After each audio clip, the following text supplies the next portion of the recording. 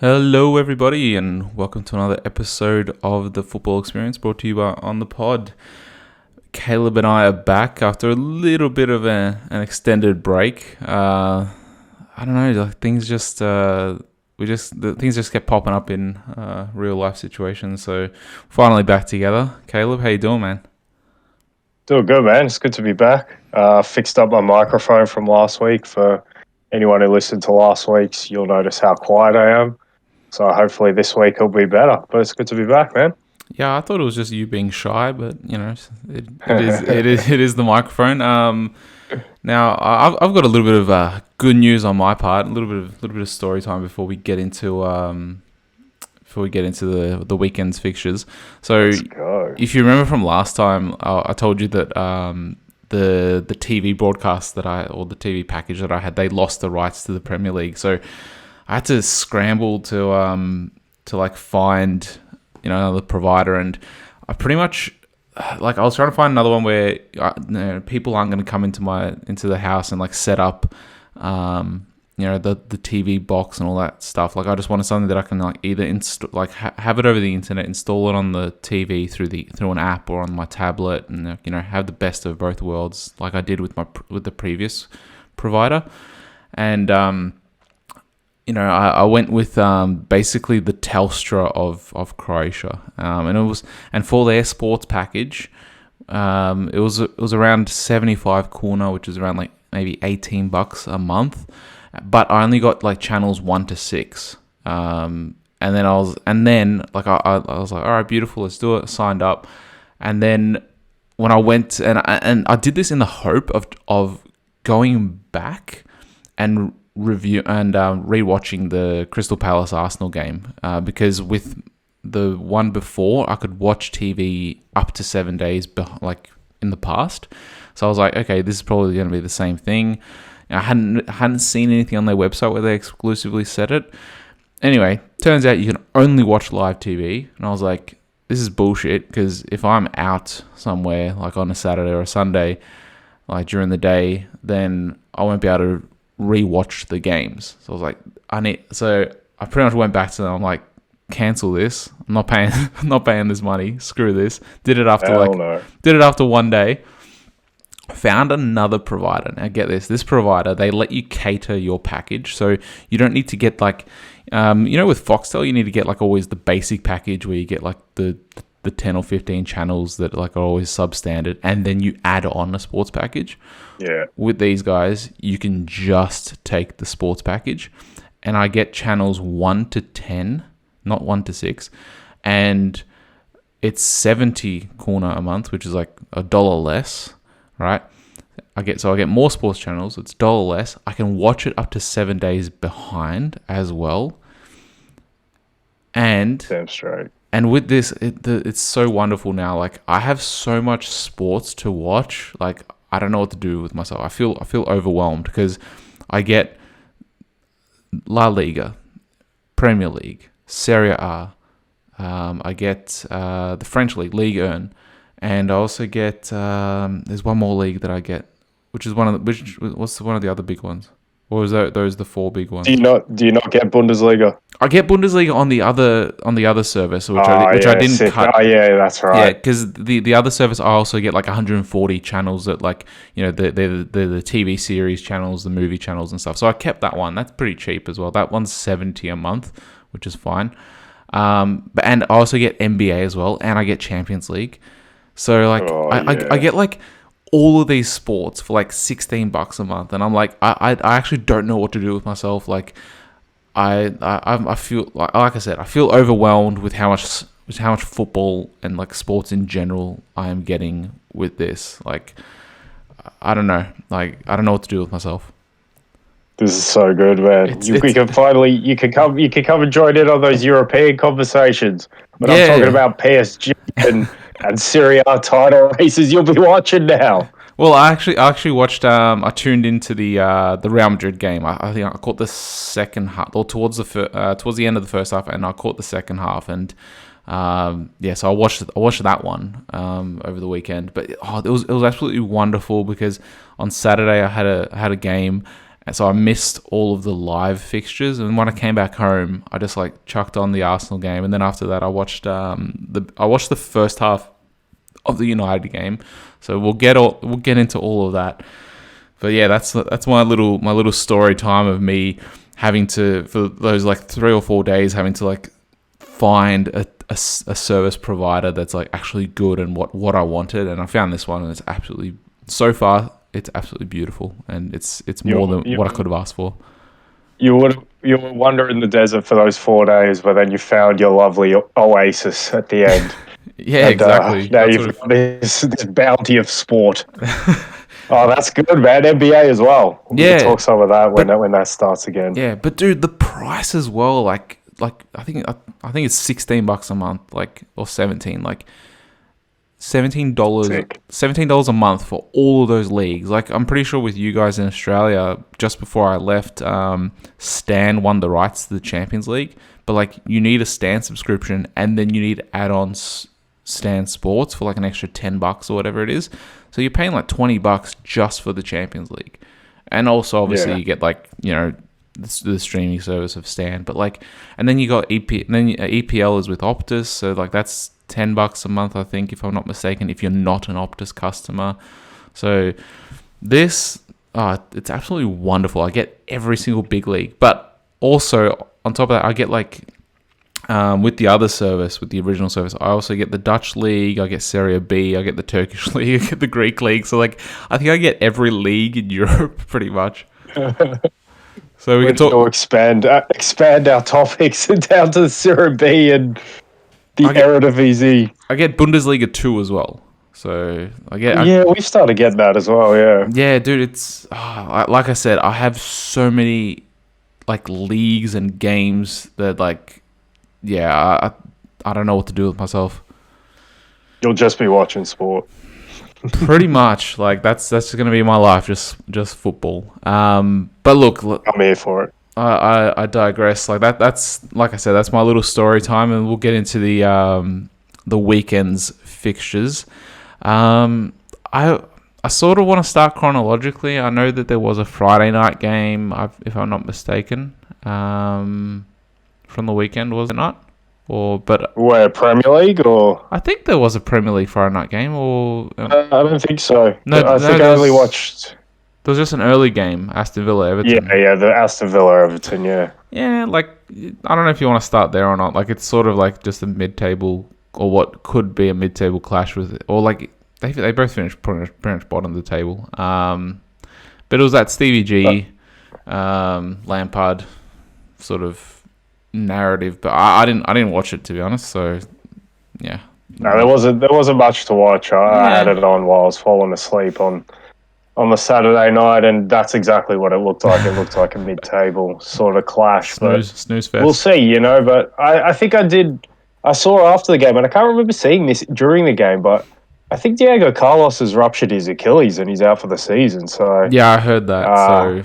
Yeah, that's a terrible one for Aston Villa, especially because it was their big money centre back signing over the window. So that's really bad news for them. So yeah, it looks like a mid-table. You would have said out of those two that Villa would have been the ones with the chance of maybe pushing for a Conference League spot or a Europa League spot if everything went right. But I think there's other better teams around that area.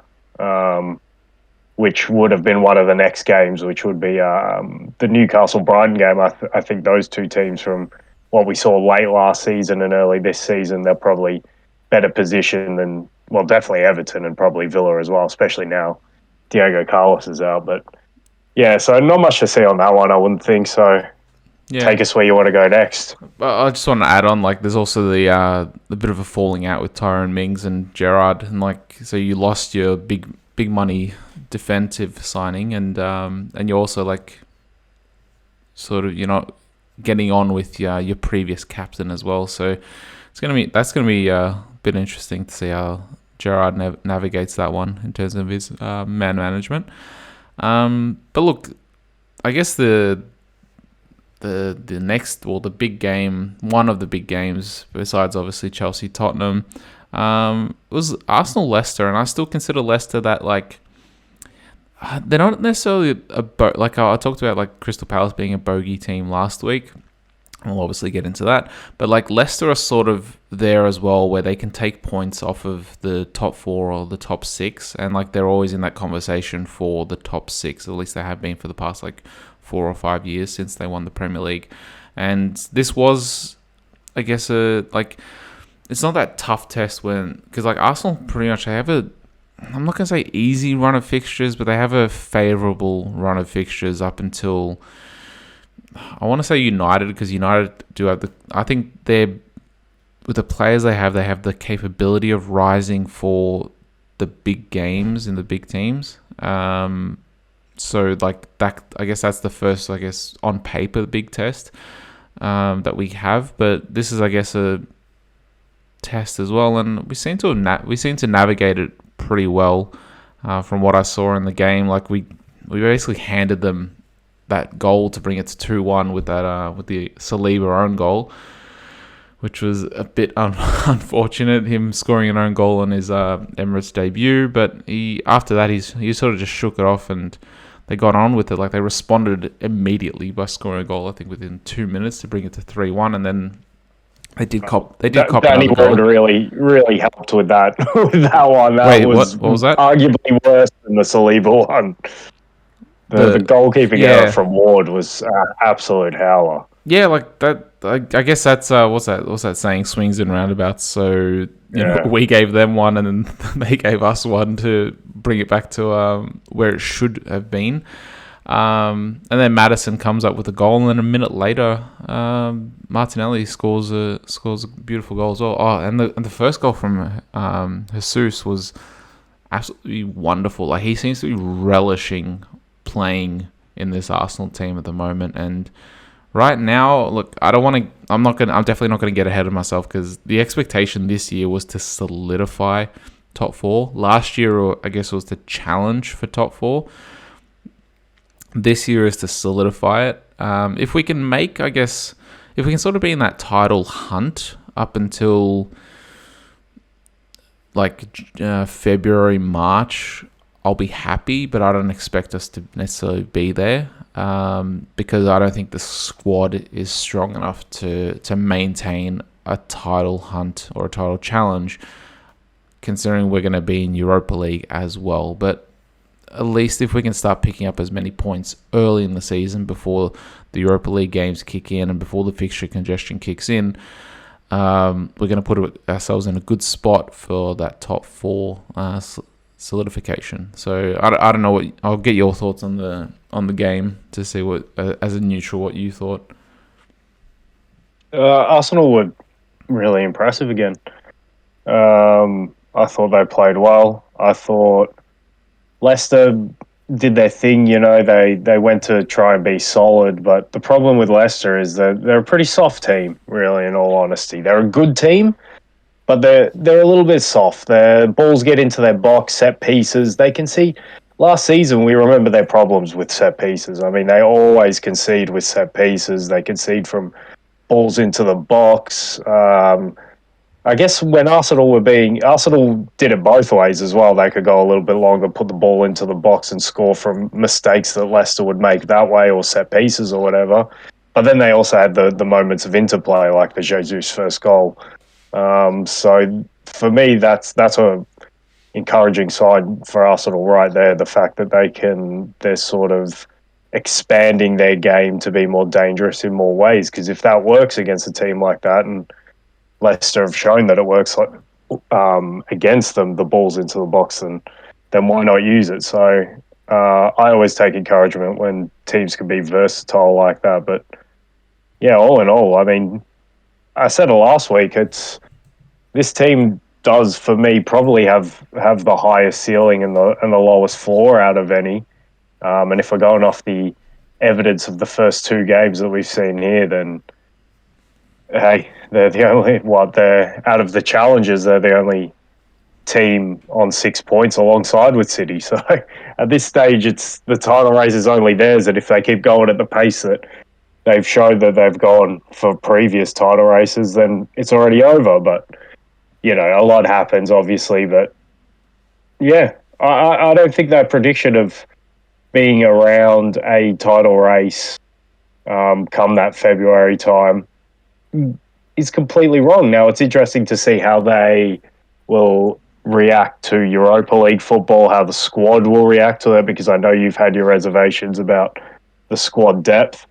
But like I said last week, I think if Jesus is that threatening striker, and now he's got 2 in 2 games with the brace that he got on the weekend, if he can be on that pace when we get to, I don't know, nearly halfway through the season, 15 games through the season, if he can be nearly at a goal a game, then teams have to be fearful of not only the rest of the attackers that Arsenal already had, but now they have a goal scorer and a spearhead and someone who leads the press so well, because that's, I guess if you want to point to 2 footballing things that are night and day for Arsenal this season to last season, it's definitely the press, and Jesus is a huge part of that, because they had so many players around who could press, but they never had a spearhead in Lacazette. He was never mobile enough to really intimidate defenders with any kind of pressure, but Jesus can do that.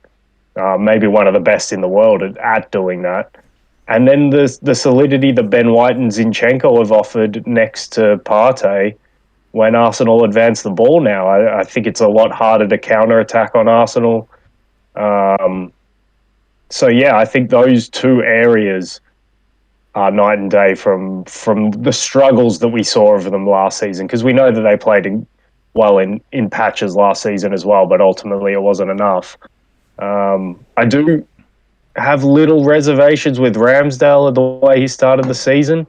I don't, like I said last week, I don't think he's at the level he was at the start of last season, where he came in and was a revelation. But I'm obviously not going to write him off after 2 games. But that goal through his legs, he just looked a bit jittery for me, a bit like old Aaron Ramsdale, the one that I saw at Sheffield United and Bournemouth, the one I didn't have much confidence in. So, and then some of the liberties he takes with distribution, while he can be great at it, sometimes he does skirt the edge a lot of the time with that as well. So, and you only have to look at that penalty that was eventually revoked, but like on another day that could go a different way as well. So he's not filling me with the most confidence. He needs to get back to his level that he showed last season. But even though Saliba made the mistake, he's a very welcome addition at the back there. And then those 2 other things, if they can keep that consistent, then I don't know why we can't see this team around the top come February, and then we'll see where it goes from there. But long way to go till then. Yeah. What did you think about that penalty decision, by the way? Because I thought that VAR got that right when they reviewed it, because it seemed like Ramsdale backed off, and then once he backed off, Vardy sort of stuck his elbow out to initiate the contact. So it looked like Vardy made the contact first because he was expecting Ramsdale to continue. So do you reckon they got that right? Because after reviewing it, after seeing it from different angles, it looked like they got it right. I think they did, but the thing that annoys me is we talked about the Liverpool penalty against Fulham, and I thought it's pretty much the same situation. So why does one get reversed and the other doesn't? I think Van Dijk left his leg out though. Van Dijk did leave his leg out though. It was one of those ones where you go to swing at the ball and you make no contact with the opposition player, and then he expects the contact, so he goes down. Exactly the same as what happened with Vardy and Ramsdale. So I don't understand the inconsistency between that, but I think it was the right decision to overturn that because there wasn't enough contact. Yeah, but yeah, let's in regards to Arsenal, I guess we can see how they go. So far, so good. I'm not gonna get ahead of myself with these guys, but you know, even though I do have my reservations in regards to squad depth, there is a little bit of depth there because like we have Nketiah. I know Nketiah isn't Jesus, but he's still young and he has shown, at least towards the end of last season, he showed like a little bit of promise, I suppose you can say that. And then you know we have Zinchenko and Tierney for that left back spot. We have Ben White, I guess, learning or adjusting to right back, and even though we have Tomiyasu, and Tomiyasu can also fill in at centre back as well. So we have like two in that position. Plus we have Cedric as well as a proper right back, but he's not really at that level. The only places where I guess we don't have depth is for defensive mid in Partey, and I know I mentioned Nketiah for Jesus, but Nketiah still isn't nowhere Jesus. near that level. He's still And also on on our little wingers as well. We don't exactly have depth on the wings. So if Martinelli or Saka get injured, or both, like Smith Rowe can fill in for Martinelli, but he obviously offers a different outlet to Martinelli. Martinelli can stretch the pitch. Smith Rowe likes to come inside and play as sort of like an inverted winger. He doesn't really go wide like Martinelli. And I'll also mention, while I'm on Martinelli, he seems to be he seems to have a fire reignited under him ever since Jesus came in. Like Jesus is really, him and Martinelli have really seem to have really struck up a partnership, and I don't know, maybe even a friendship. And Martinelli seems to be thriving at the moment with him in the team. Well, they are both Brazilian, so maybe they already had that friendship. Get that little bit of samba. And that was, maybe that was part of the sell for Jesus as well. But yeah, no doubt that front line looks a bit scary. Smith Rowe's a really good replacement, even though the attributes. Although he has a bit of injury problems though as well. Yeah, well, that's the thing. I guess that's why he's behind Martinelli, that in form at the moment. But Martinelli likes to come inside. They do it different ways. I think Martinelli's obviously more dynamic, but I think in terms of the positions they take on the pitch, I think they like to favour the same sort of position. So I don't think it's a huge worry if Smith Rowe has to come in. Saka's the one.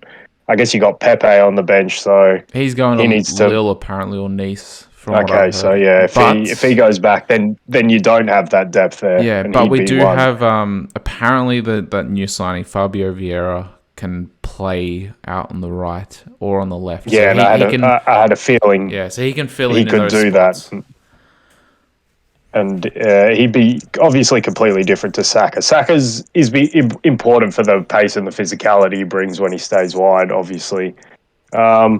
But just on a side note on Nketiah, I'm out on Nketiah. Like, when I heard a few seasons ago, I think when he was disputing his contract terms and he wanted to be more paid, and I'm just like, dude, you've barely started 2 games for Arsenal. Like, what are you talking about? And now, when I see him this season wearing the number 14 shirt, I'm just like, who are you, man? Like, you're not at that level.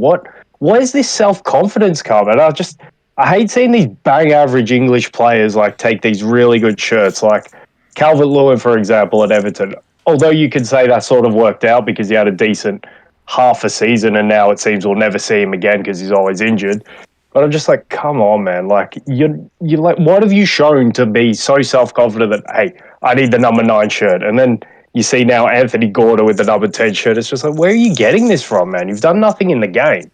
So I don't know. I just don't like this trend that we're seeing. If you could just prove something and then you can earn that shirt, then great. But until then, I don't see where this delusion's coming from, that I don't have anything. You should have the number 14. I don't have anything against the shirt numbers, because if Henry wore 14, if as Arsenal as a club, if they were so, I don't know, adamant or whatever about 14 being I guess, only for ready-made players, or maybe they should have just retired it entirely, saying no one's going to get to Henry's status or level.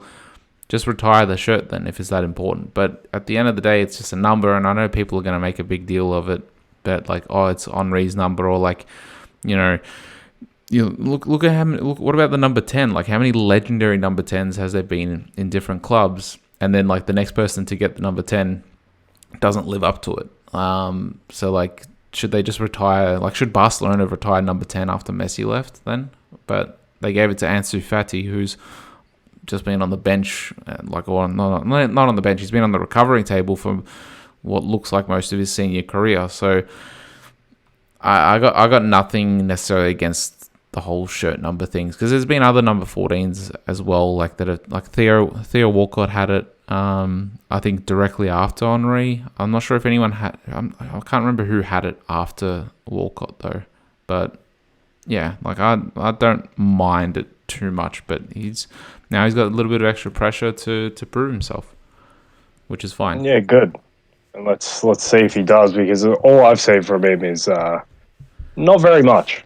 And that's don't why know. I had that little rant. If I see something good from someone, then it's like, all right, maybe you deserve this number. But to demand that contract and then demand this number, when honestly, like I still don't know if he's any good.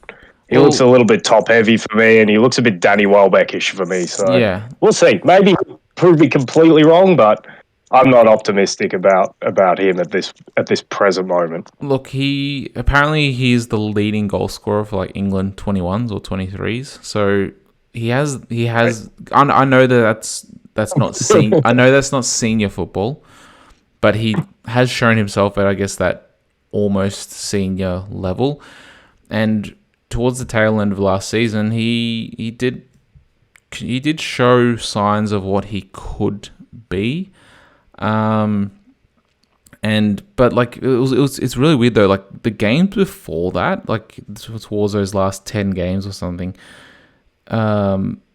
I always saw him as like Bambi on ice. Like he'd always lose his footing, and like he'd always miscontrol the ball or like send it too far forward when he'd be dribbling with it. But then those last like 10 games, especially the Chelsea game, like where he scored a brace, like he seemed like he had more confidence, which may have helped like his all round game or whatever. But like he did look a slightly different player.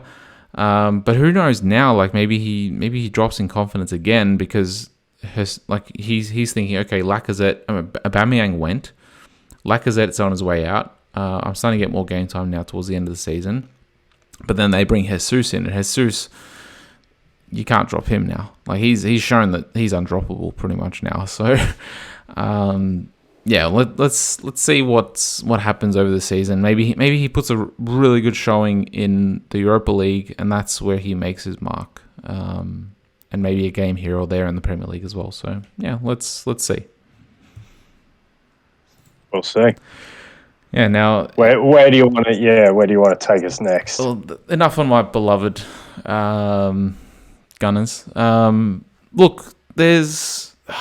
Do we go with the elephant in the room, or do you have anything interesting to add to it? Because honestly, I'm bamboozled by now, and I don't know if I have anything I can say that hasn't been said before about it. It's just utterly ridiculous at this point, isn't it? Yeah, like I feel like we've shat on United quite a bit over like different podcasts. Deservedly so. Deservedly so, yeah. Did you? All right. Disregard the final result. Did you expect United to win, or did you? No, I didn't. Going into the game, I did not expect United to win. If I had to say what I expected most, I expected them to lose most. I expected a draw at the very most. I never expected United to win, but I expected a draw or a possible or a Brentford win, but I didn't expect a 4-0 drubbing, especially 4-0 in was it 35 minutes? Was it when 35 minutes? I did not expect that. I expected like maybe like a cagey 1-0 or like a 2-1. It's like, you know, it's like a hard fought, but this was like, yeah, I actually don't know where to begin with this. I don't know if we should go into detail with it, because you know. But if you've got anything interesting to add, like I don't know. I don't know with United, because I thought I've said my piece, and like you know, if you want to, like, pretty much every outlet, like Sky, TalkSport, they've all spent like the whole week pretty much talking about it, and you know, I gotta say I agree with most of them as well with what they have to say in regards to United, and like we've said it as well. Like what the hell is happening at that club where they can't even recruit players either. And then like the players that they have, like on paper, they should be there. Last year once they got Varane, Sancho, and Ronaldo, and we thought, okay, they're going to kick on and actually challenge for the title, because they finished second, but it was a measly second. It wasn't really necessarily a title challenge. It was just like, okay, we finished second. But now you thought, okay, they brought in these three players. A very top talented player in Sancho, like the next young big thing potentially. And then also two very experienced players in Ronaldo and Varane, and they faltered. Like, what's happening with the culture of that club? Like, I don't know. But did you hear There's no culture. There's no backbone, and they continue. For me, they just continue to get the wrong managers in, because their whole backbone for all those years that they were so successful was Sir Alex Ferguson, and he was the manager.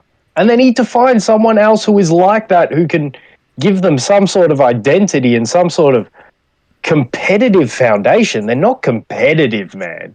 And I just don't think Ten Hag is that guy. Ten Hag's he's a dreamer. He wants to live off his Bayern and Ajax academies, and he wants to play this beautiful football. But for me, if I wanted a backbone in that club, the guy I'd look at straight away, and I know he wouldn't leave this club anyway, and he showed it over the years. But someone like Diego Simeone, who cares? He plays 5-3-2. He comes in and he makes your team competitive, and he gives them an identity. And right now, United, if they don't get over this arrogance that they're Manchester United, I think I said it last week, but then they're not going to be even loitering around those elite clubs. Because from what we've seen from the first 2 weeks, and this isn't even like Arsenal last season, because at least Arsenal had the excuse of they played the top teams in the opening weeks, and that's why they lost. Yes, they lost to Brentford on the opening night, but then they had Chelsea, but City. Also with Brentford, I think they had like 5 or 6 players out with COVID, like starting 11 out with COVID. So it was a bit of a makeshift team. So it's an excuse, but yeah, But yeah, then they had City and Chelsea. Yeah, exactly. So at least they could hide behind that. But this United team this season, from what we've seen, I mean, they're bottom of the table for a reason. And how high can they go up the table? Right now, I see them maybe like mid-table at best, because there's a lot of teams I'm far more impressed with in terms of obviously the way they play football, but even things like the squad depth and the team itself. I'm far more impressed with a Newcastle or a Brighton at this stage of the season. And I know it's 2 games, but man, how far up the table can this team finish if they're going to be like that? I honestly don't know. I think like one of the last podcasts we did, we asked whether did we ask whether Newcastle could finish above Arsenal? But shouldn't the question have been, can Newcastle or will Newcastle finish above United? That should have been the real question. I think, or did we ask that question as well? I feel it's either one of those two, but it was definitely Newcastle involved. I think it was Arsenal, because Newcastle beat Arsenal 2-0 towards the end of the last season. But the real question should have... I think we did then, like a week or 2 later, I think we did ask the question, Newcastle United or Manchester United, who will finish higher? I think we did ask the question. I honestly don't know about this United team. So far, they've shown nothing. And then when you have was De Gea the player of the season for them last year? Then when you have him making 2 egregious mistakes, something's going wrong. And then I did hear an interesting counterpoint by one of the journalists in Britain. I think it was Mark Ogden or something, and he made a point.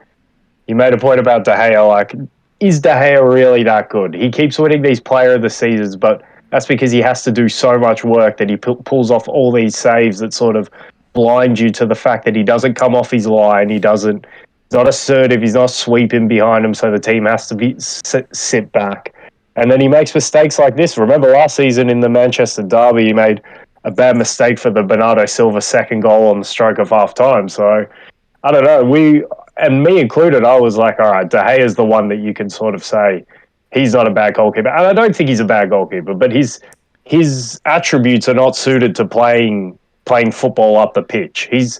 David De Gea is a goalkeeper more like a Jan Oblak at Atletico, who would prefer to stay on his line and just defend behind a low block like Atletico do. I think that's probably where you'd see him more comfortable. But yeah, I just thought that was an interesting counterpoint because for so long we've been saying, he's the one that out of them all, at least he's been doing all right. But maybe there's something to look at there. And I've always thought he definitely doesn't come off his line enough to play in a proactive style of football. You've got to sit back if you have him as your goalkeeper. Yeah, but we've played football before, and we weren't defenders or goalkeepers, but growing up, and we've heard professionals say this as well. Like, if and it goes both ways. If the defense has confidence in the goalkeeper, the defense itself will have more confidence. And if the goalkeeper has confidence in his defense, the goalkeeper will have more confidence. I don't think De Gea has confidence at all in that defense. And then it's going to swing around the other way where the defense is going to start losing confidence in him. And he has those... I've seen him have those lapses in concentration as well. But you know what? Considering how poor that defense is and how little protection they give him, I'm not going to put too much on him at this point in time because he's shown that he's over the 10 or so years that he's been at United that he's been a pretty good goalkeeper. So if he had a more solid defense in front of him, maybe he'd be even better and have even more confidence as well. So there's that too. Yeah, but if that defense and he himself had a manager who played to his strengths, then he'd be so much better. And they all would be so much better. I just don't... That's not a back four defense at the moment. They can't compete. They need to bulk it up and they need to just play a lower block and they need to at least be in a game in the first half. Like the last 2 weeks, 4-0 down against Brentford, 2-0 down against Brighton at home. Like how you give yourself no chance. You've got to just stay from it. Like if you're that bad at the moment, just bulk up the defense. Just sit in a lower block and compete for God's sake. Bulk it up with Martinez. You can't... And Martinez, he either needs to play as one of a three or in the midfield. He can... Man, that second goal was exactly what I feared about him. He didn't even leave the ground, and he's 5'9", man. It was just so easy. And Brentford's manager, Thomas Frank, after the game said, well, we knew we could get joy if we targeted the more direct, the longer balls like that. We know can't necessarily play the same football. I'm paraphrasing, obviously. We can't play the same football as United, which is arguable at the moment. They maybe could play... Well, they already showed that they played just as good as United in the game.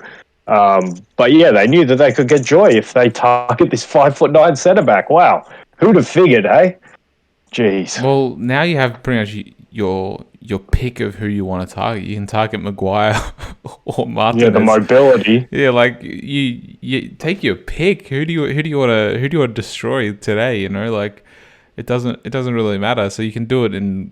Like, you know, you can either destroy Martinez for his height and lack of physicality, or you can destroy Maguire for his, I'd say, lack of self-confidence on the ball as well these days. Because the way that he got that yellow card, and I've seen that happen quite a few times. I think he did that against Liverpool as well. He was trying to play it out from the back, and he got caught on the ball, and he had to commit a foul and got a yellow for it. And, oh man, like I said before we got into this segment, there's just so much to talk about, and there's so much to talk about in terms of repeating what we've said as well.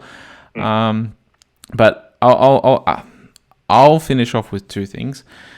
While I was watching that first half, and I didn't bother watching the second half. I just watched the first half. I was thinking.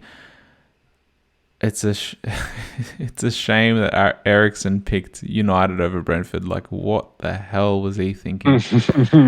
That was one thing, and also the day after, like I heard that Brentford apparently ran like, was it 13.8 kilometers more than United? So Ten Hag Yeah, I made saw every this. player run 13.8 kilometers. Because like it was, when I saw the headline like Ten Hag makes players run 13.8 kilometers, I'm like, why 13.8? Like, and then I found out later on it's because on the team stats or whatever, like Brentford as a team ran 13.8 kilometers more. So look, if that's some of these players probably need that punishment for the lack of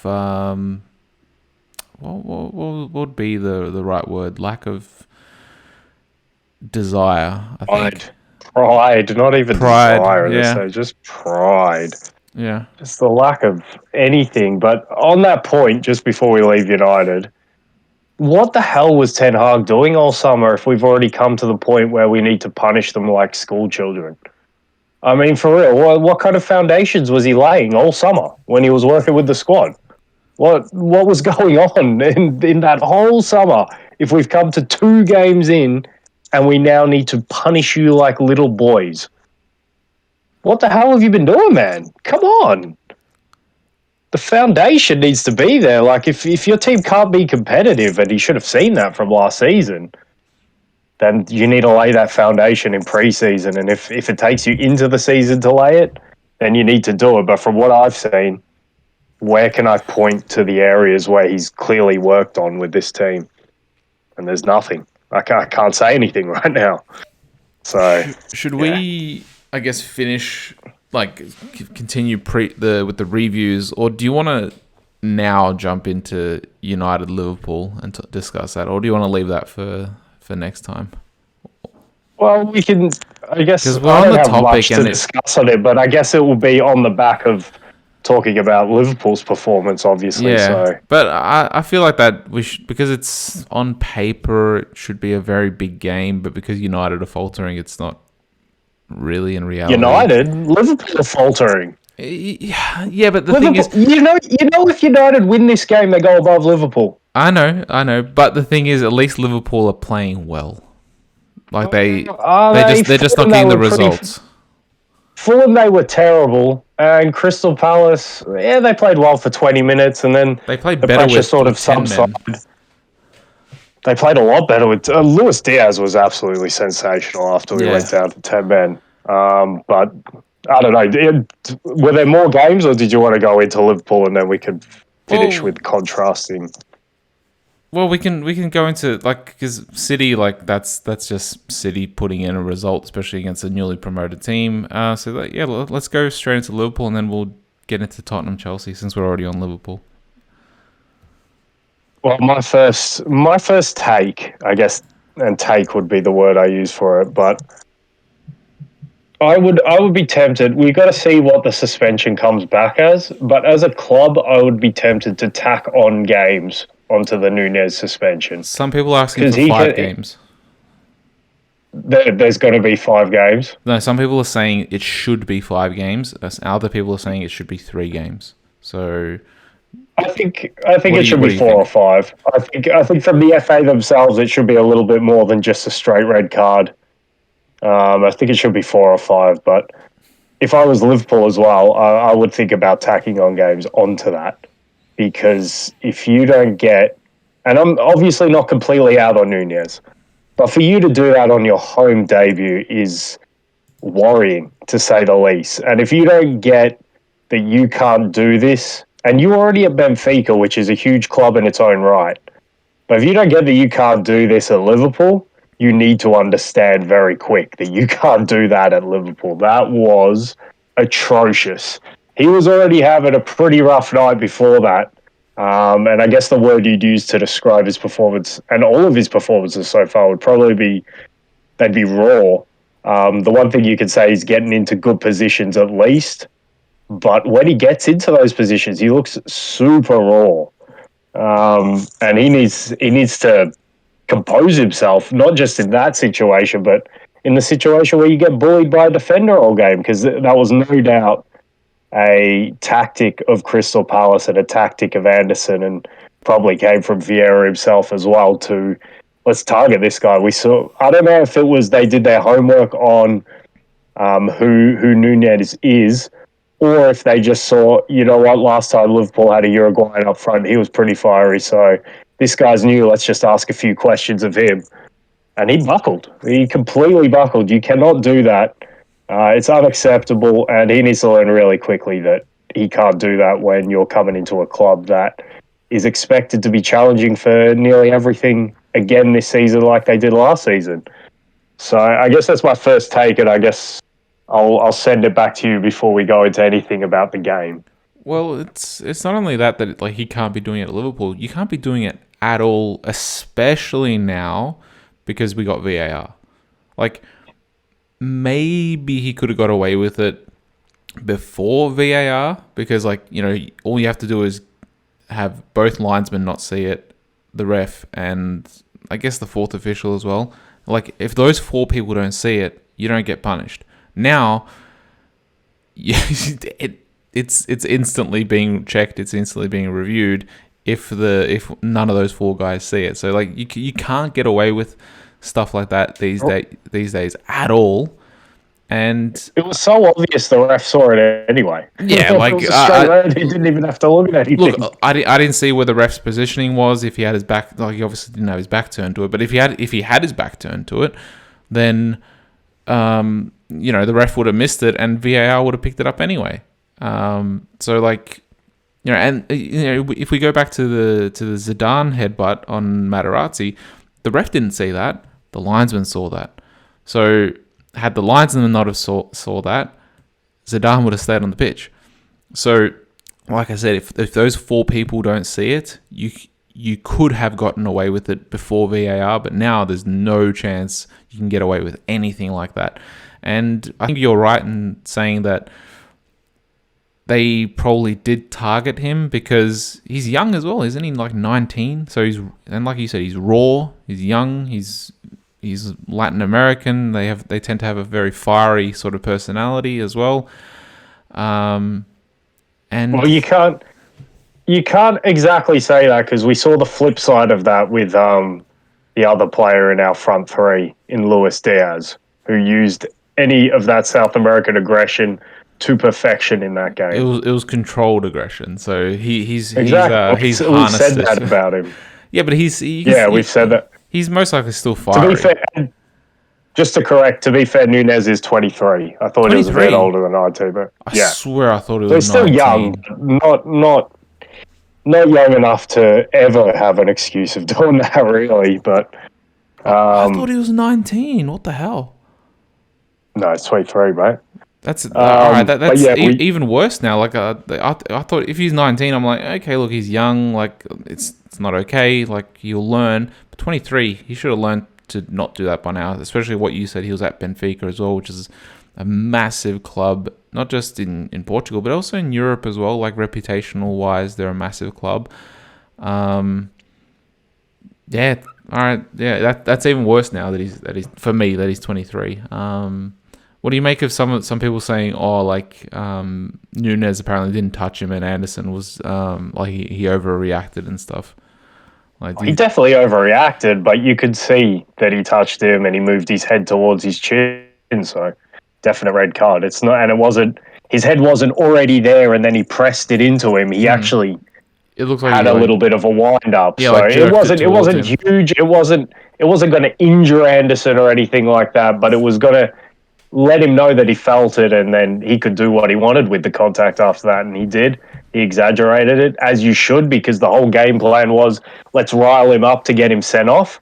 So if you get that opportunity, you're going to go down. So while obviously the football purist and any football purist should hate that kind of shit, that's what happens. This is the real world, and that's what happens with teams who go with a game plan, who go to get a result rather than play any sort of good football in the game. And Palace were all right on the counter-attack, to be fair, but you know, that's what these kind of players do, and you get them in any league in the world. And to be so naive to fall for it when you've cost that much money, is it all your fault that you cost that much money? No, but you've got to be better than that, and you've got to understand to be better than that. So that definitely can't happen again in his Liverpool career. He's already used the one, unless he's as good as Suarez, then maybe I'll give him 2.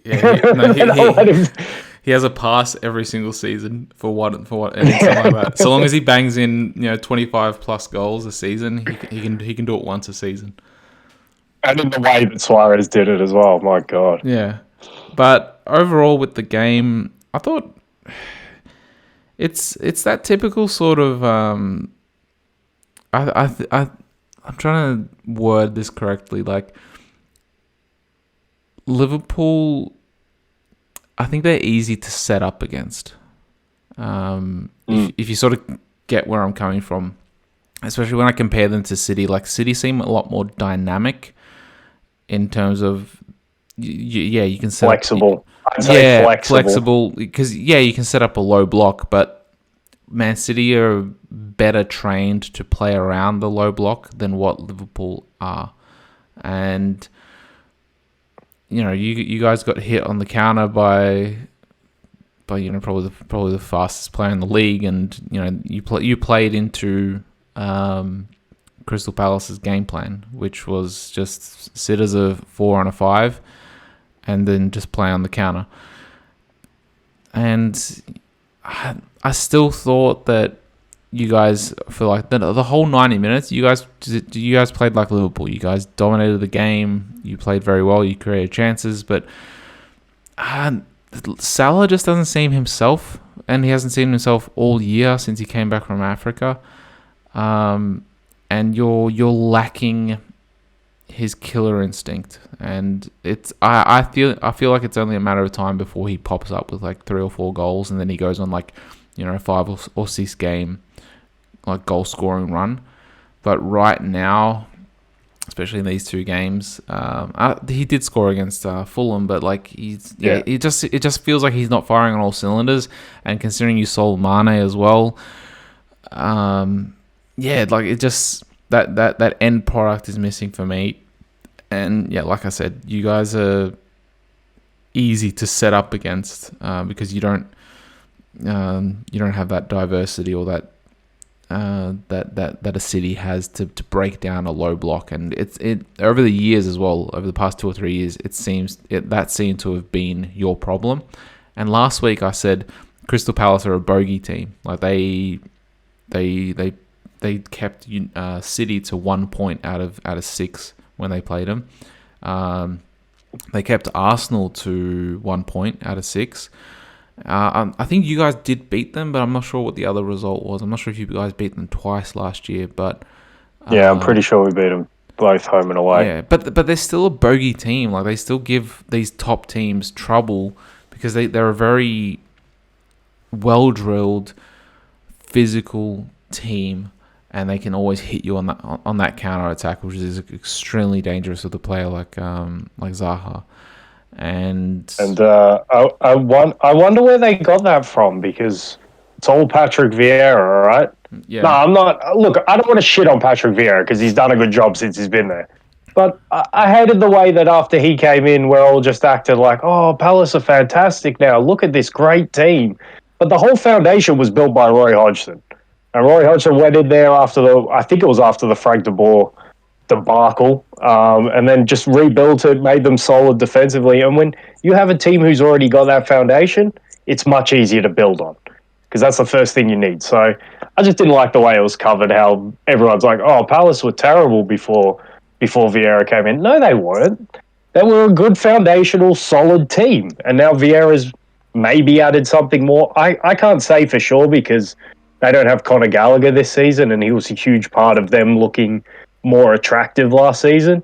So I can't say that for sure. But the one thing you can credit Vieira for doing is not messing up that foundation and using it to his advantage. And you definitely saw that in this game, because physical was a pretty great word to use for physical, and well drilled is definitely the 2 adjectives you can use for that Palace team. But I guess to touch on the Liverpool points, I wrote in my notes last week when I was watching against Fulham, I wrote one trick pony, and I just thought, if there's one criticism I've had with Klopp over all the years, especially in that season where we didn't have our centre backs and we really struggled that season, obviously the 2021 season, and to be fair, I kind of got those vibes again with Nat Phillips playing back at centre back in this game. And don't get me wrong, Nat Phillips may be my singular favourite Liverpool player in this squad, to be quite honest. I just love how he applies himself and he applies his limited ability to be of use to this team when they need it. And he doesn't gripe, he just gets on with his work. And when he's asked to come in, he never disgraces himself, he never discredits himself. He is limited and you can see that, but he applies himself fantastically. So, but you just got those vibes like, oh no, Nat Phillips is back in the back four. I remember what this looked like in 2020, 2021. So my biggest gripe that I've had with Klopp is that he never changes the system. He never changes the style. In that season, we didn't have Virgil van Dijk and we didn't have Alisson for a lot of it as well. And we were still playing in this way that was so open and asking defenders to defend so much space. It's like, no, those two guys aren't there anymore. You've got to adapt. You've got to do something different. But to be fair, we still finished top four, and then we had the season that we had last season. So how much could you hold it against him? Not much, because that's Jurgen Klopp, to be quite honest. So Liverpool fans can't hold anything against him. I think he's got the pass for life. But I would just love to see him be able to be more flexible in the way that, and it's probably playing personnel as well. When you look at the differences between City and Liverpool, I think Guardiola took a lot away from watching Klopp's Liverpool teams and probably his Dortmund teams before that, but in particular these Liverpool teams in the counter press and the transition reaction and the way they never stop playing. They're at 100 miles an hour all the time. And obviously Guardiola teams have always been a little like that, but this City team feels like they're at the next level to even those great Barcelona and Bayern teams in terms of the counter press and the physicality that they play with and the speed that they regain the ball. I know Barca were famed for it, but this team just... And then when you get technical players doing that, when you get your Bernardo Silvas, your Ilkay Gundogan's, your Kevin De Bruyne's, when you get them to buy in to be that good in transition and to win the ball back immediately, but then they have the other weapon of being able to create in tight spaces and be able to drive past people. I think Liverpool lack that. They lack that dimension.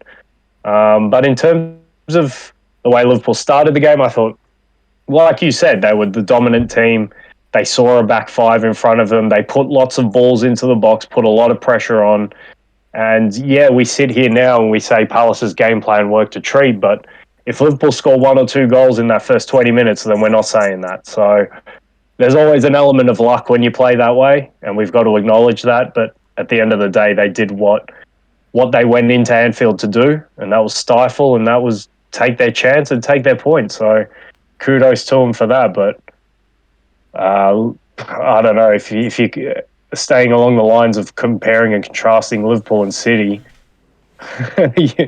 You say it tongue in cheek, but it may not. It may be the case that this one's already over. No, it's a long season and there's a World Cup in the middle, but they're already 4 points clear. Wasn't it a 14-point gap last year? Albeit you did have 2 games in hand with that 14-point gap. So and you guys closed that. So it's definitely not over. There's still 36 games left. Like if we're gonna be making calls like that, then I'm gonna say it. Then I can easily say that Arsenal are going to be challenging for the title come May next year, which I didn't say. Did it. No, I'm just saying, like if you're writing off Liverpool, then I'm going to write on Arsenal based on their start. So hey man, I'm right there with you after what I've seen in these 2 games.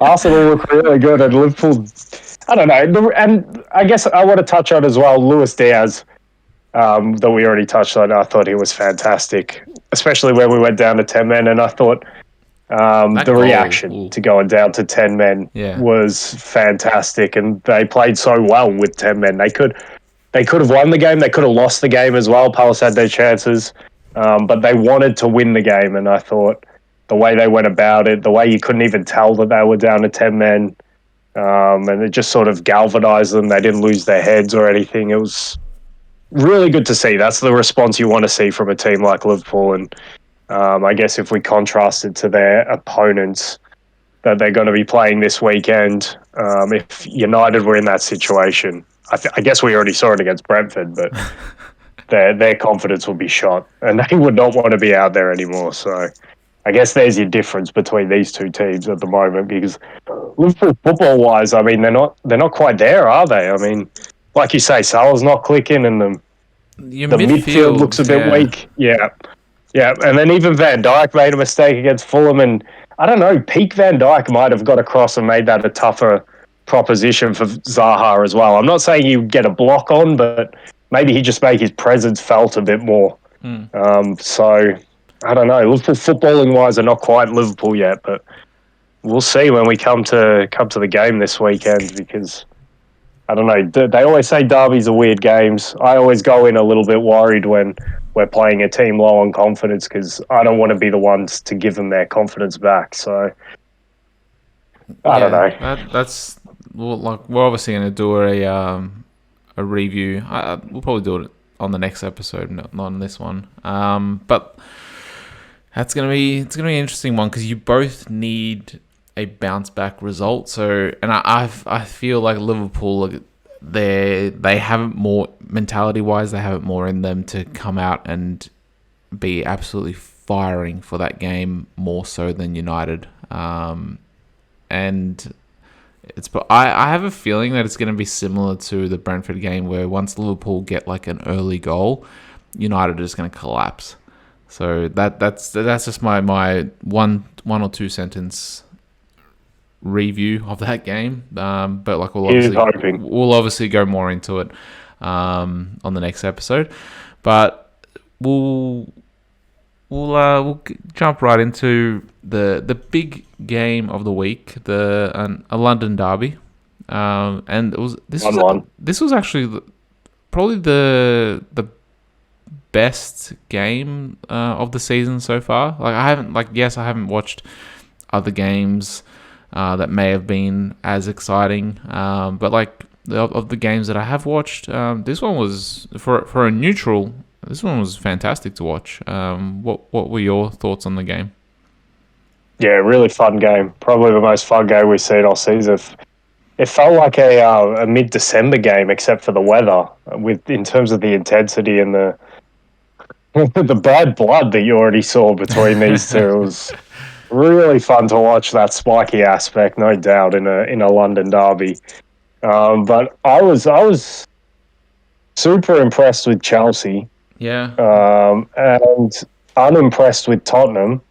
And then I thought the result just showed exactly, maybe not what we think of Tottenham. I think Tottenham we've had a higher estimation of for some reason. And I say for some reason because I don't think they were all that impressive in the run-in last season. I thought they picked up the points they needed to, but until nearly the end, until that the derby where Arsenal lost, it was still in Arsenal's hands. So we're Tottenham lucky a little bit. I didn't think they were particularly impressive. I thought the signings were pretty good in terms of Kulusevski and Bentancur. Functional, definitely.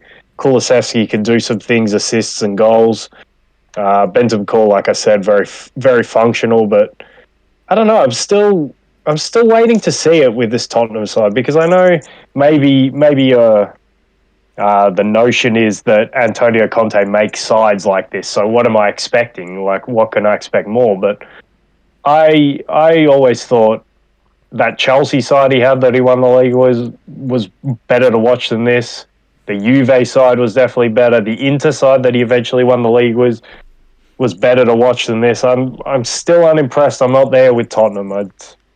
Sessegnon at least has taken a leap, so that's good. But Emerson Royale, not confident in. Ben Davies, somewhat. Romero probably should have been sent off for the hair pull, to be fair, and he has that streak in him. So I don't know. Højbjerg, I know he scored the goal, but for me, he's just functional at best. So I think, but they're in, and I said the result showed what we thought of these teams. they have, and I know Son hasn't scored yet, but they still have Harry Kane who pops up with. I don't know if they gave him the goal in the end. I don't know if it was a Reece James own goal or his, but he comes up with the touch. And then Højbjerg scores that goal, and Tottenham find a way. And Chelsea between the boxes were unbelievable. And then in the boxes, I guess, could have done more. You saw so many balls go into the box, no one there to attack it. It's Chelsea. Kai Havertz, I mean, he still hasn't impressed me since his move. I don't know. He just looks like taller Mesut Ozil for me. And don't get me wrong, Mesut Ozil was a great player in his day, but we never saw him at his best in the Premier League. I think that's pretty safe to say, even though he has a fantastic assist record for Arsenal. But he just has that languid style that sort of always looks like he doesn't really care. I mean, Havertz shows that he cares a bit more. He's a bit fiery, but he shows it in the wrong way. I wish he'd just do it on the pitch.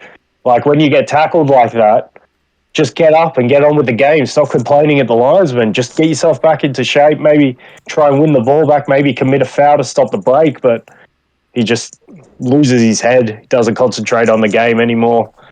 And then he has a chance to finish that Reece James cross a couple of minutes later and he misses it. So for me, Chelsea have those problems of no striker, and Koulibaly's goal was great, and I thought he was a monster. He was really good in the game, but they couldn't defend that set piece, and it costs them those points. And just the last note is, I let out the audible "oh no" when I saw it, but N'Golo Kante looking like he's done his hamstring, because he looked like the N'Golo Kante of old in that game. At least for the first 60 minutes, he was bossing that midfield. He was absolutely immense for Chelsea, and for them to lose him, I don't think it's a disastrous blow. I think losing someone like Koulibaly would be worse, or even Sterling, just because I don't know if Kovacic is fit, but if he is fit, that's a good replacement. But you've also got Gallagher, obviously, as well, so Loftus-Cheek can play in there.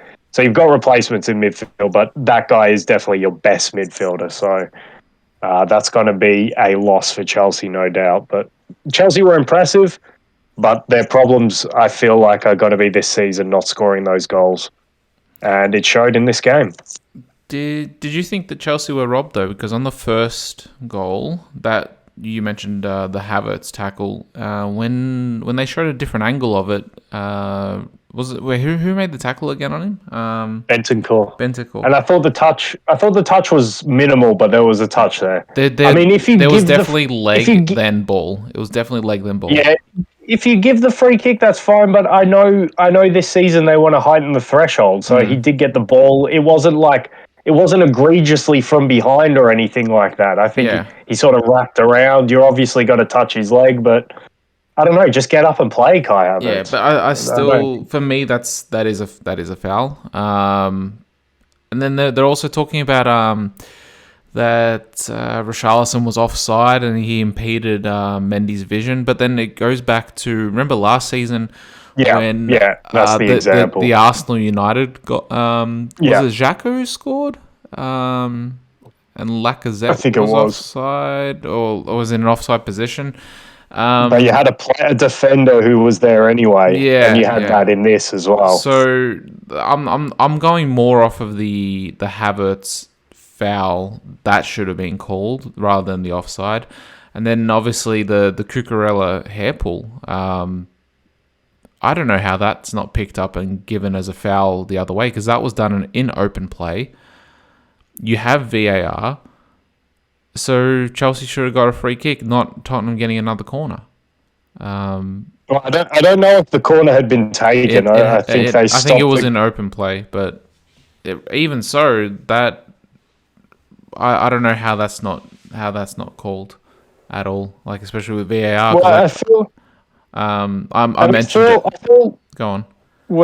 When something like that happens anyway, even if the ball is dead and out of play, it probably should just be a free kick the other way anyway. That's what they do. And Romero should be sent off. So, but I don't know. I don't know how you missed that one. But yeah, you know how we've seen it. Well, yeah, we've seen this in the past where like a player is the corner taker is like he's in motion, he's running up to take his corner, and even before, like even as he makes contact, the ref blows the whistle because he saw a foul in the build-up to the corner being taken. And he just gives it straight away the other way. So we've seen that before. So even if it was a dead ball... Yeah, I don't see that as much. I see more the refs want to have a chat, but I never understand it because I don't know why we're having a chat. The players know what the rules of the game are. Let them play. If a defender wants to foul, give a damn penalty if he fouls then. Like, what are we doing? Why are we having a chat to him? Let's just play. They know that they can't do that, so I don't know why we're giving him a chance to say, hey, you can't do that. He knows he can't do that already. Yeah. And if he does, let's just give a penalty against him. But... yeah, like that was that's pretty egregious to me, especially how I went in on the whole Nunez headbutt. This is the same thing. Like if the ref and linesman don't pick it up, VAR is there to pick it up, and I'm pretty sure they stopped the game as well. Yeah, like they were looking at it, so I don't know what they were looking at. Yeah, it's mad. So I actually don't know. Apparently, with the VAR decisions, they're going to release the audio like between the ref and the VAR booth. So it would be interesting to see what they were talking about, if they were talking about it at all. Because like I'm pretty sure they reviewed it, didn't they? Yeah, the game was stopped and they were having a listen. And so what was the justification? Yeah, well, let's interview referees after the games, please. Let's do that. Hold them accountable. Yep, they're not damn like players' parents who are volunteering their time on the weekend. These guys are professionals. They're full-time referees now. Let's put them in front of the cameras after games and ask, why did you make this decision? Why did you make that decision? Let's do that. Why are we hiding them? Come on. You want to be refereeing at this level? You put up with the scrutiny. Like, if managers and players make mistakes that cost games, they have to be scrutinized. Let's scrutinize referees who make decisions and mistakes that cost games. That's all we're saying. Let's have some consistency here. Yeah, I agree with that. And you know, with most of your points in regards to the game, Chelsea for me dominated, and yeah, they just lacked that finisher. I think even Gallagher had a pretty clear chance as well towards the end. That I can't remember if it was blocked or saved. Yeah, he didn't shoot in the end really. Yeah, so yeah, they're just lacking that forward, and yeah, Tottenham just looked, they look disgusting, to be honest. I'm not sure whether that's just disgusting. What's wrong? I don't know. Just they didn't impress me at all, and then there was like this massive hype because they beat Southampton 4-1 last week, and there was massive hype, and everyone was saying, "Oh, Chelsea are going to get smashed," and all this stuff, like, and then it ended up being the other way around, where Chelsea, for me, Chelsea were robbed. But as an Arsenal fan, this is actually a perfect result for us because neither team got 3 points. So, and both of them are a direct top 4 challenger. So this is a game that, you know, I was hoping for a draw, but at the same time, it's Tottenham, so I'd rather they lose. But yeah, overall, Tottenham have a lot to work on, and if they're gonna, I don't know whether it's more Conte setting his team up to play like that, or whether Chelsea just absolutely stifled them and dominated them. So I'm not sure whether it's one way or the other, because he sets his teams up like that when he plays against Liverpool or City, and he gets results against both of them. Yeah, I feel Chelsea won the footballing battle because of their fullbacks. Their wingbacks, sorry. Their wingbacks are so much better than Tottenham's wingbacks. I already brought up Emerson Royale, who I'm not a fan of, but Loftus-Cheek had the ability to come infield and sort of play as a second number 10 and sort of drag the defenders out of position while Chelsea were in possession. Whereas while Tottenham were in possession, Emerson Royale was just a straight up and down wingback. And you look at Cucurella on the other side, who sort of, I mean, in another career, he could have played as a central midfielder. He's got good control of the ball. He sees his options early.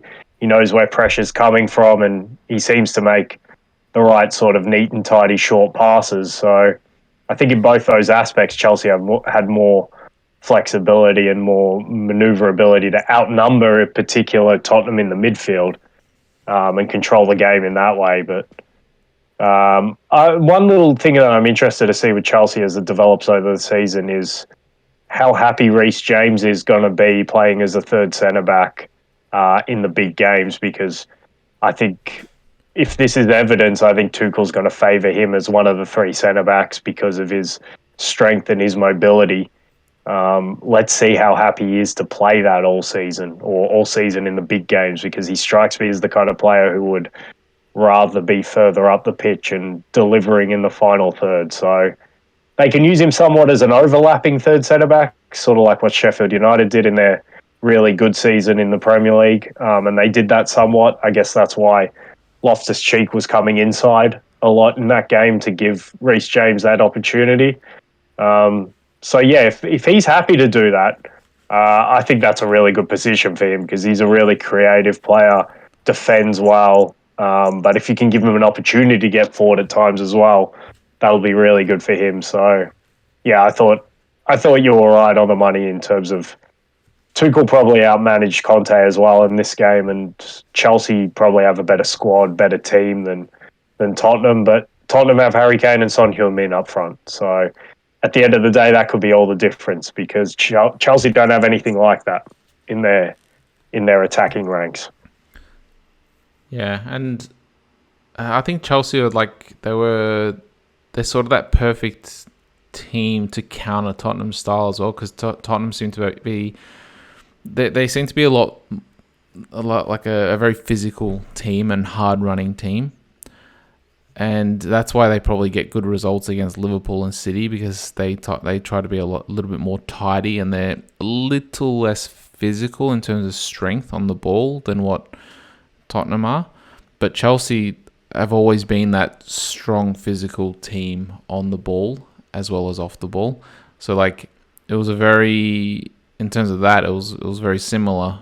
And then like obviously Tuchel just outmanaged Conte as well, like on top of the fact that they're probably even in that sort of department. And that's why I think that Arsenal might struggle against Tottenham, because I don't think we have very strong players, especially in our midfield and forward line, on and off the ball. So yeah, I guess that's a little bit of an insight for the North London derby. But who knows? Like, who knows where both teams will be? I think it's in about 7 or 8 weeks' time. But yeah, I don't know if you have any objection to that call in regards to Tottenham being that sort of very physical team, but that's sort of like a Crystal Palace, but with a lot more style and technique as well, like a lot more talent in this team. Yeah, definitely. That's just the level of clubs that we're talking about. But it's,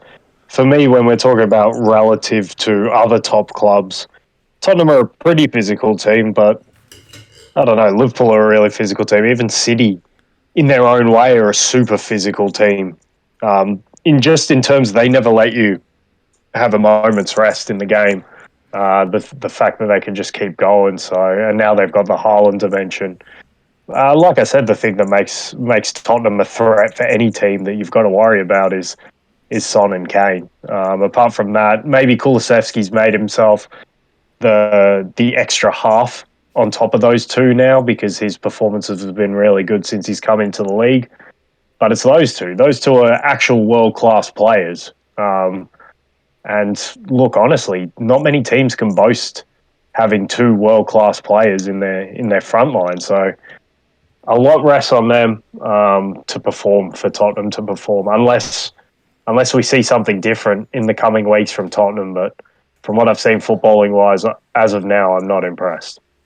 Yeah, it's going to be, time will tell, I guess, where they go in their trajectory, because I think we were sort of writing Chelsea off at the beginning of the season as like maybe finishing 5th, and after this performance, I don't know, like it seems like 3rd, 4th is more their position, and perhaps Tottenham 5th. But I guess we need to see more games and more matchups to make that call, I suppose. But early signs are more promising for Chelsea to keep on to 4th. And we're not putting Liverpool in the conversation to finish 5th yet? No, not yet. I'm Cause nearly there, man. I'm not happy. I'm not happy at the moment. no, because the thing is like Liverpool. From I want to say it this season, but last season they had Arsenal's number, and like Arsenal would give them a competitive first half for the most part, and then you guys would just like sort of just slightly up that pace or like bring or have a moment of brilliance, and then you would overrun Arsenal. So like Arsenal couldn't compete with you guys. Arsenal only had 2 games against City, whereas like against you guys, I think we had 4.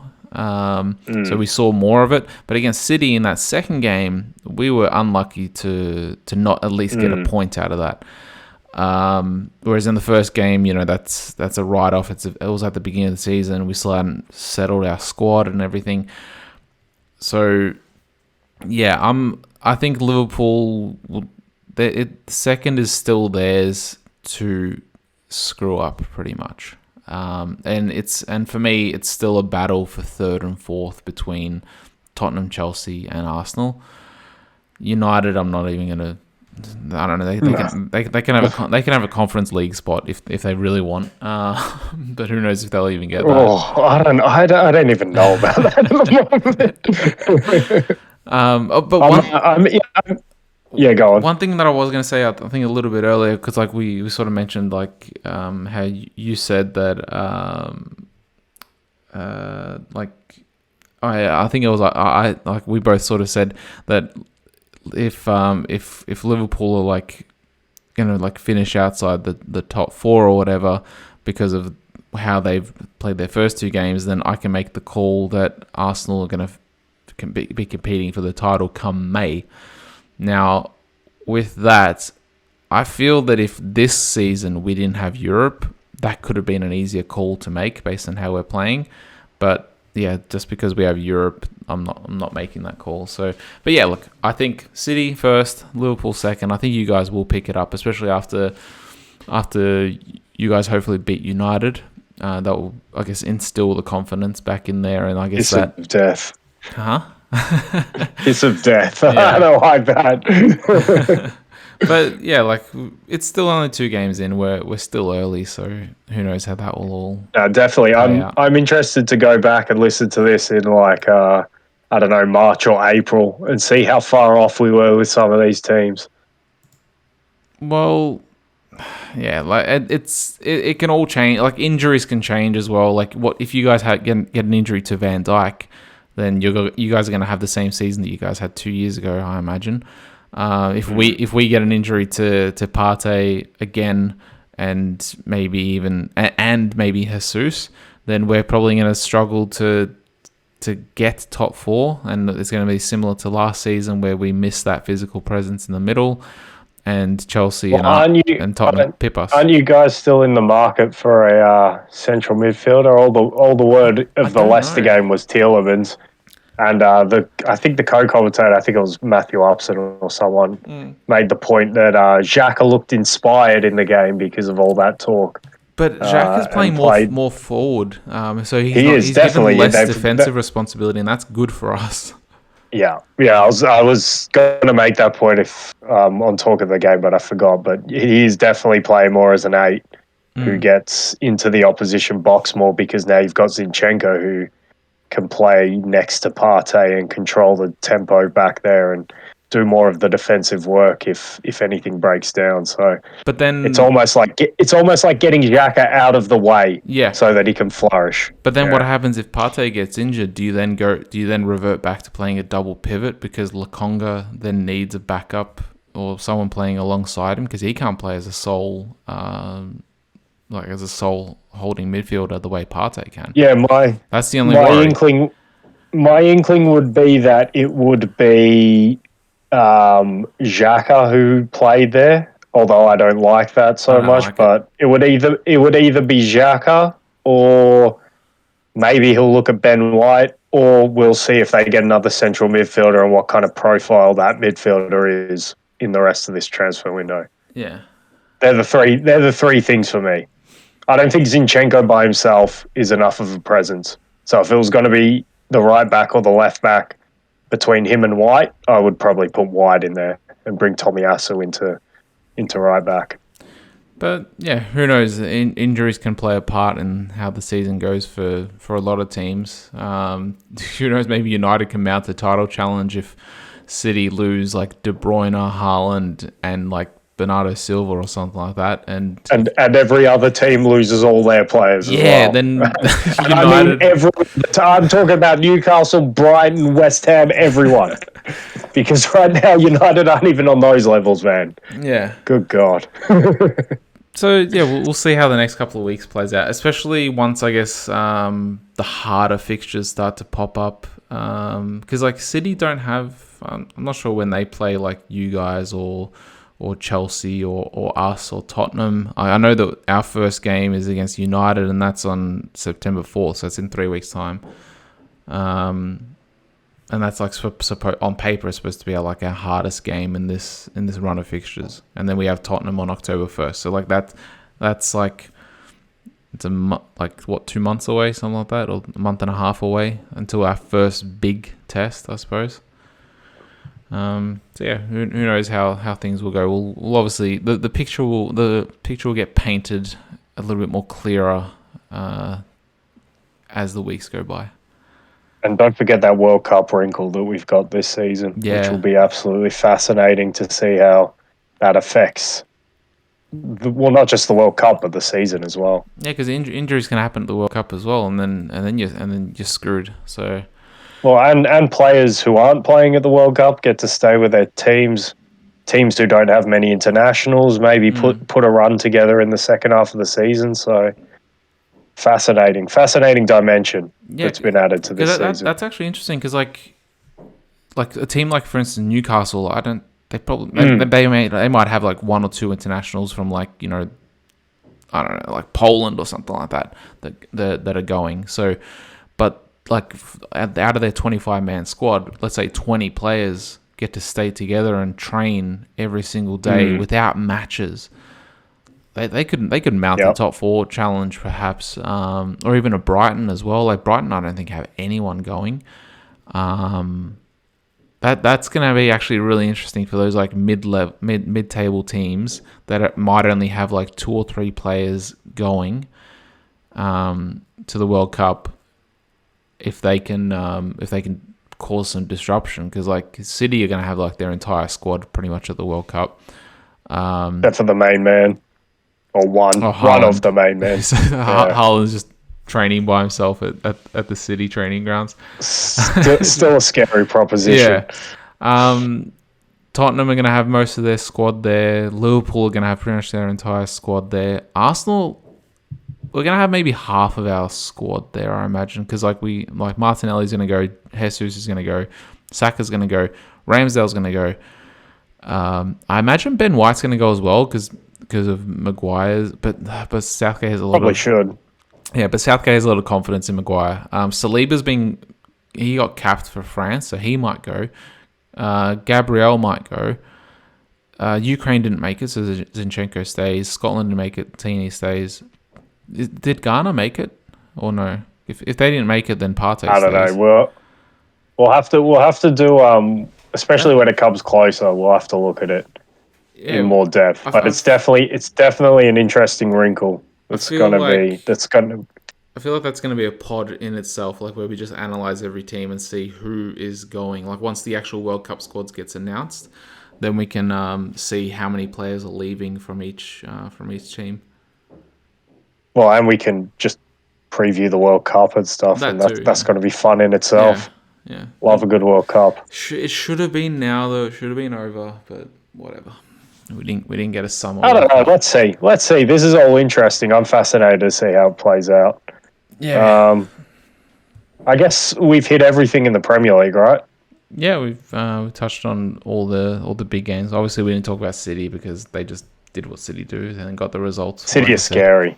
Yeah. I don't know. Like at this stage, at this point, and you're seeing how the teams are performing. Is there even going to be a title race? Because City are just so scary. I think they will. I think it's still early, and City have shown they can drop points as well. So, like going off of last season. So, There will be a title race, I imagine. I'd be surprised if Well, there let's isn't. hope it. So I know you were talking about you saw Real Madrid play. You caught a bit of their game against Almeria. Uh, at what point of the game did you come in? Did you come in while they were still playing Chouameni and Camavinga in the midfield? Yeah, I think like the 5 minutes of the like the last 5 minutes of the first half, I came in and like they were losing 1-0, and then they made obviously the subs, which just Your man, changed your it. man Yeah, comes in best midfielder in the world, possibly even best midfielder in history, possibly. in history. It, Well, that's big. it's hard to make an argument against it, isn't it? Yeah, because it's so decorated, such a good player. But you can also make very strong cases for a few others as Yeah, well. obviously, like you have your Iniestas, your Xavis, your Gerrards, your Lampards, Pirlo. No, not Gerrards and Lampards. I would put them on the same No, in the same class. De Bruyne. No, De Bruyne in time. But I'm looking at like Platini, Zidane. He wasn't a central mid. He was an attacking mid, though. For me, He could play as a he central could, midfielder, but the game. he's a different type of midfielder. Yeah, but in today's game, he would play. I think Zidane would play in the Modric role. If you wanted to play a 4-3-3, I don't know, he'd man. play that sort of thing. Dude, Zidane's like 6'4". Like, Yeah, he's still so good. I'm not saying that a 6'4" can't play in that role. I'm just saying like his presence further up front would be felt a lot more than being utilized in like a sort of a deep lying role. Yeah, but Modric isn't exactly deep lying himself. And if you see him playing, I saw him playing the Super Cup. He was a lot of the time he was playing a little bit off Benzema, and they were almost playing not a two up front, but the starting position would be very often him a lot closer to Benzema, where he could just drop off into those pockets and pick up the ball. So that's a very similar thing to what a Zidane would have done back in the day. I don't know. Like, obviously, when you look back at their positions on the pitch, you probably say they played a little bit different. But in today's game, I think Zidane would play the Modric role a lot more. Look, for me, Modric is like a combination of Iniesta, Xavi, and Busquets, where he has the dribbling ability of Iniesta, he has the passing range of Xavi, and he has shown that he can also hold and break up play, not in a physical sense in the midfield, but in a positional sense in the midfield, like Busquets. So for me, he's a combination of all three, which is why for me I'd actually rate him above those like Xavi and Iniesta as well. I'd rate him above Xavi. Iniesta's more of a conversation, but I think we should save that for when we do eventually do our first and second teams, which we haven't forgotten about. But football started, or we haven't put in that extra pod to do them. But I think let's save because there's no doubt he'll be on your first team. He'll probably be on my first team as well, so we can endorse Luka Modric more in that time. But Real Madrid, I thought pretty impressive. I know they started the younger midfielders. I thought Chouameni looked pretty good. He's still young, so he has a mistake in him. But he looked like evolutionary Casemiro. If he can get to even 85 to 90% of the defensive capability of Casemiro, he'll be probably a better player than Casemiro, because he looks a lot better on the ball. Looks like he wants to receive the ball in tighter spaces than Casemiro, which will be an advantage for Real Madrid in the coming years. Camavinga, we already know somewhat what he can do after the run into the Champions League, but he looks like he was playing well. I know they turned the game around when they took those two off, but I thought Real Madrid were in complete control even when they were 1-0 down, and they probably never should have been 1-0 down. It was interesting to see that they were using Rudiger and Nacho as the centre-back partnership to start the season. I guess maybe after the trip to Finland for the Super Cup, he wanted to rest the preferred centre-back partnership. But yeah, they were at fault for the opening goal, but Yeah, Benzema doesn't look like he's missed a beat. Looks like he's got to take his form into the World Cup. I know he didn't score in this game, but his link up play, his pressing as well. He's one of we talked about Jesus being one of the best pressing forwards. He's right in that category as well. Benzema can do absolutely everything up front. So Real Madrid, I think, I know it's one game, but if you compare and contrast them to Barcelona, there's nothing to talk about. I thought Barcelona were very much a lot of nothing on the weekend. A 0-0 draw against Real at home. Very uninspiring. They Just, have a I don't lot know, of off Lewandowski. the field things to sort out before, and I feel that's overshadowing their on field performance. Because up until I think the day before, they weren't even sure if they were going to register like 6 of their new signings apparently. So that's surely Yeah. caused disruption. Yeah, and I get that. And I guess that's Xavi's job to get the playing squad ready for the first game because there's enough talent there, even without those players, that you should be getting a home result against Rayo. So But Rayo took I don't points know. off them Like, last year as well. I think Rayo didn't lose at all. I think they drew and beat Barca, if I'm not mistaken, last and year. and that in itself is the point because we want Barcelona to be a lot better than they were last season. Yeah, So yeah. it's not a good start, and they need to show a bit more than what they've shown so far. Well, it's been one game, I know, but I don't know. Can I say I was expecting more? Yeah, probably, but Well, um, last week you said that you were expecting them to make like the quarters, possibly in the semis of the Champions League, and I was saying that's no chance of that happening. I still expect that. But I think for me, Xavi needs to stop playing Busquets. I Really? know that sounds sacrilegious, Yeah, but that's big. they've just bought in Frank Cassie. I think at this stage He of the wasn't ready. career, Nah, he's injured. Is he injured? he came on as a sub. I'm pretty sure in that Oh game, no, and it's Kunde that's injured that wasn't registered. yeah, Yeah, yeah. yeah, yeah. And my worry is that Frank Cassie's not a Barcelona player, and he's a fantastic player, but maybe they don't like his qualities at Barcelona, and that was a weird signing. I still think that they could go deep, but like I said when I said that, there's always the qualifier that you have to put on this Barcelona team that if those players can click because they're all new to each other. So, but I don't like him starting Eric Garcia at centre back. I think that should be a Rojo. And obviously Kunde's not ready, but when he's ready, he should be there as well.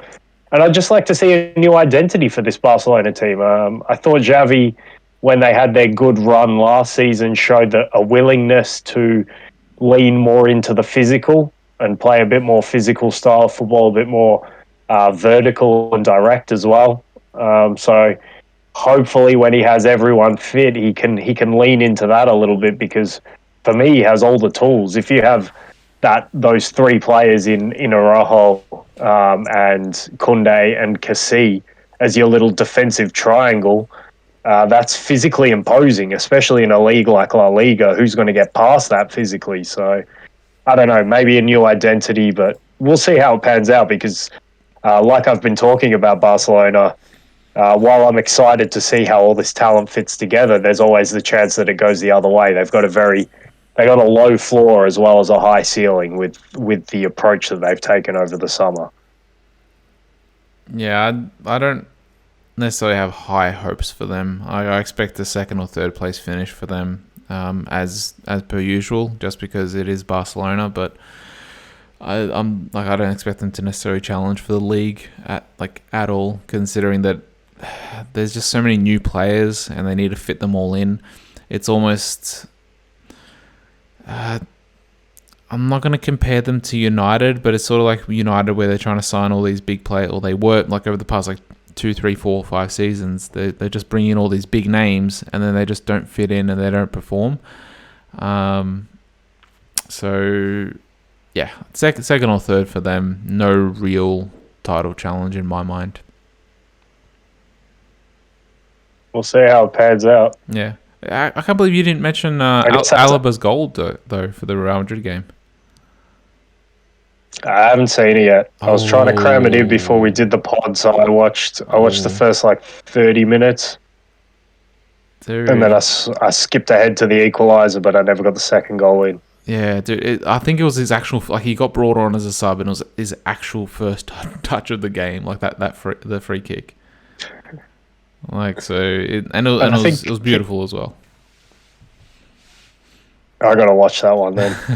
Um, and I guess the team that we never mentioned in Spain, but the team who probably will always be loitering around if Real Madrid or Barcelona have an uninspiring season. And Atletico got off to a good start away at Getafe, won 3-0. Morata scored 2 goals. Griezmann scores the cherry on top, the third goal. And yeah, if they can be solid, they started with Witsel as the central centre back, so it'll be interesting to see how that pans out. I have my worries about if they're asked to defend in a low block, if he's your central centre back, if he has to get his positioning right for crosses and head a lot of crosses away, then how much confidence am I filled with? Although I love Axel Witsel, but he is a year older as well. But I don't know. Atletico, they still don't have that solidity that you normally attribute to an Atletico team, a Simeone team. So, but at least the promising signs of the front two, in terms of João Felix and Morata, were there, and Griezmann coming off the bench to get a goal as well. And Marcos Llorente looks like a fantastic central midfielder. I know they played him at wing back for a lot of the last 2 seasons, but him as a central midfielder, making overlapping runs is really good to see. He's really physical as well. And they got Saul back as well. I think he was playing a left wing back. So, sort of in the way that Loftus Cheek does for Chelsea, you've got a more creative type of wing back. So, if they can be solid somehow at the back, if Savic, Oblak, and probably Witzel can make some sort of partnership there, and they can deal with the pressure that they normally come under playing the style that they do, then they'll be loitering as they always do, Atletico. But apart from that, I don't see any teams having realistic shouts to win the title in Spain, because Sevilla have lost they're both their central centre backs, and let's not forget that was the best, or the equal best, I think, defence in the league last season, and they already lost away to Osasuna. So I don't see them being able to maintain a challenge. And yeah, I think it's a 3-horse race there, but it's only one game in, so I'm somewhat talking out of my arse already. Yeah, well, let's see how the season develops, but early signs are, Barcelona need to get their off the field antics all sorted, and Real Madrid are just continuing on the same trajectory or the same path that they were on towards the season ends last year. And I guess the good thing with them is that they're trying to integrate now the new generation. So I like how they're doing it as well. Like, they didn't just sell Modric this summer. Like, I think they gave him a 1-year contract extension. They didn't, and like, they haven't gotten rid of Kroos, Modric, or Casemiro. Like, they're keeping them around, and they're slowly starting to give a little bit more game time to the younger midfielders that they brought in last year. And they're doing it the right. It seems like they're being managed from the top down the right way, which is it's actually strange to say that for Real Madrid, because during the mid 2000s, like, they were the Galacticos. They had no, they were winning some things, but they just seemed like they were just signing all these big players, and they weren't really playing for the future, or like preparing for the future. Whereas like Barcelona during the mid 2010s, they had that, I guess, that future plan in place, and now it's like the scripts have sort of flipped. It seems that way, at least. Yeah, we did that bit, I think, on a previous pod, that it's just so funny to say that if you describe the two clubs to someone from 2008, they'd be like, which clubs are you talking about? They'd be like, oh, well, the stable one with the homegrown or the young players coming through as Barcelona, and the one throwing money at players at world class talent is Real Madrid. But now it's flipped. So yeah, that's definitely fascinating. It's going to be a fascinating rivalry. Let's hope it's a competitive one, unlike last season. But I think one league that's got to be really competitive is Serie A, and I'm happy that you get that now. I think the quality of football probably at the very top isn't the same, and we've been through that as the Premier League or even La Liga, and definitely the top teams from France and Germany and Bayern and PSG. But what you are going to get is, I still think in Serie A, you could maybe give me a legitimate case that six different teams could win the title this season. I think the two Milan clubs are the strongest, but oddly enough, they didn't really look it on the weekend. I was unimpressed by both of them, but they still eked out their wins. I mean, Inter's win was like literally, I think, the last kick of the game, or the last. He sort of hipped it into the goal, Dumfries, at the end of the game from a set piece. But so it's good. It's good for them, obviously, that they won, but they were unimpressive. Napoli, I was interested to see how they'd reacted. They were definitely the most impressive team I saw from Serie A. They look like they're going to adapt the tactic of we're just going to score more goals than you, because I think they beat Verona 5-2 away from home, and their style, their style very much looked like it was, we're just going to get the ball to our attackers. We're going to play pretty open, and we're just going to try and outscore you. And to their credit, they scored a lot of goals. Looked very good doing so. If Osimhen can bag a lot of goals this season, if Zielinski can be that player from midfield who I have high hopes for, then who knows? I'm not ruling out a title challenge for them. I don't put their case as strong as the two Milan teams, but it could be there. Juve, I was totally unimpressed with, even though I think they won 3-0 against Sassuolo at home. The only way I see the path for Juve is if Vlahovic has an absolute beast season. I think he needs like close to 30 goals in the league. And doing that in Italy is no mean feat. Not many players score that many goals in the league over there. But apart from that, I'm uninspired by Juve still. So we'll see how that pans out. And then the two Rome clubs as well. I mean, Lazio go down to 10 men early in the game, but have it levelled out pretty soon after, and they go on to win with that man Ciro Immobile scoring in, I think, the 70 odd minute to make it 2-1. And I thought probably the second most impressive team was Roma, with all the fanfare that they've been able to create over the summer with Mourinho, getting them a trophy last season and sort of whipping the crowd into a frenzy for obviously the Dybala signings, who looked pretty good on his debut, and Tammy Abraham hopefully going up to the next level this season. Zaniolo looked pretty good, and the defense looked pretty solid in the game. I forget who they played. I'm blanking on that one, but I thought they looked pretty solid. They had decent options off the bench, and I think Mourinho definitely feels like he can challenge for the title this season. So Serie A is wide open, and I'm very intrigued to see that title race, because I think that's going to be a lot of fun this season. I like what Mourinho seems to be building at Roma, and it could be a very good comeback story, because especially after United and then Tottenham, like a lot of people have been like writing him off as like a has-been manager, and if he can get things rolling at Roma, I think it's going to be beautiful.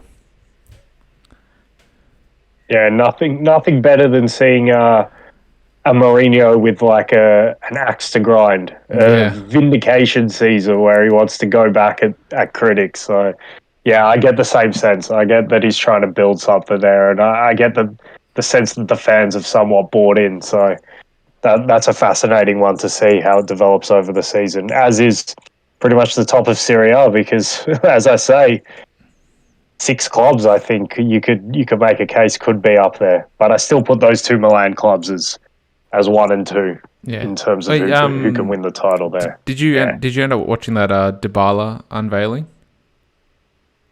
Yeah, I did. Yeah. And Mutti's seen it as well, and he brought it up. So how insane was it, though? That was nuts. I don't like. There probably would have been like 100,000 people there or something, like on that main square or whatever it Yeah, a is. lot. Yeah, And yeah, that's that was nuts. for one player. Like it's insane. Like yeah, he better start performing then. Also, I think for Juventus, Di Maria got injured as well in this game, didn't he? And it's like going to be a long term injury. Oh, did he get it? I think Yeah, I maybe saw a headline I didn't about that. watch. Yeah, I didn't watch long enough. I watched the goal that he scored. Yeah, that'll be a pretty big loss Could be even if he's injured. well, they're saying that it could even potentially rule him out for the World Cup as well, potentially.